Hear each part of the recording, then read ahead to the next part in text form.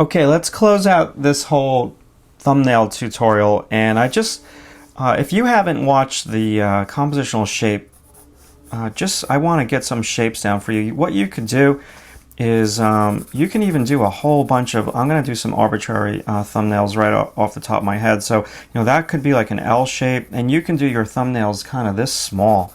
Maybe we're going to do a composition that's a triangle, and then we can just do any weird kind of funky shape.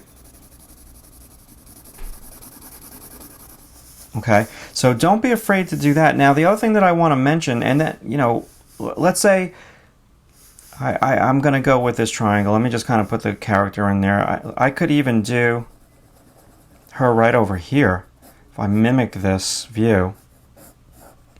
And you could extend out, just because you put that frame there doesn't mean you got to stay there. So maybe my graffiti is going to be in the shape of that triangle, and maybe that's going to be my dark.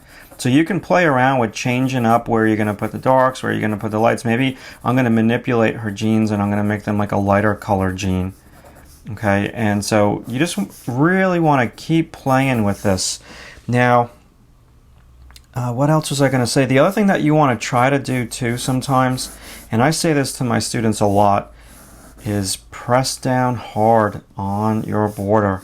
Something very cool happens when you do this. It just really solidifies the image. And the more that you kind of work this thing, I've done some great little thumbnails, but the key that you really want to stick to now, and this is what I'm going to close with, because you can do a lovely thumbnail, all right? And this is where the grid is going to come in a little bit different now, and you're going to use the grid in a different way, more of like a transfer way. What I would do is really press down hard now on my grid. Okay, so I can't tell you how many great spontaneous thumbnails I've done, and then when I go to my next step, which is the loose sketch, I lose the spontaneity of the quick thumbnail sketch that I did in my sketchbook. So now when I go to do my next step in the illustration process, I have to really make sure that I draw this square exact. Okay, so I'm going to just draw that negative space, and then I'm going to draw the negative space, like let's say right here.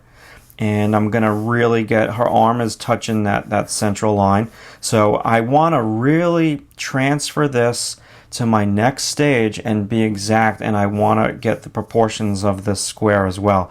So now on my next step, on the loose sketch step, I'm going to first do the box, and then I'm first going to do the grid, and then I'm going to draw inside that. But with the thumbnails, you're just being way more spontaneous with all this stuff, and you're being really sketchy. Now, I'll close with this. You don't have to draw a box first to draw in, a thumbnail. What you can do is, draw your main character. Let's say here's your main character, and I'm going to utilize, maybe I'm doing these out of my imagination first, and I don't even have reference first. So maybe what I'm going to do is do a quick little thumbnail, and so maybe throw in the person's body, and I'm kind of just drawing from the photo right up above me. So now I could do this, and then I can do like my background stuff, like maybe my graffiti, and then I could put my box around it versus doing the box first and then this. So maybe I've got a whole wall of graffiti. See, this is where I'm starting to even remember some things as I'm doing this tutorial for you. The more of this loose stuff that you can do, it just flows out of you, and you don't go in with a preconceived notion. You kind of make this stuff happen by doing many little thumbnails, and you see where this stuff will take you. I think it's almost helpful to do the thumbnail without drawing the box first, because then you can just kind of make it flow. So now I can just add my floor over here, and yeah.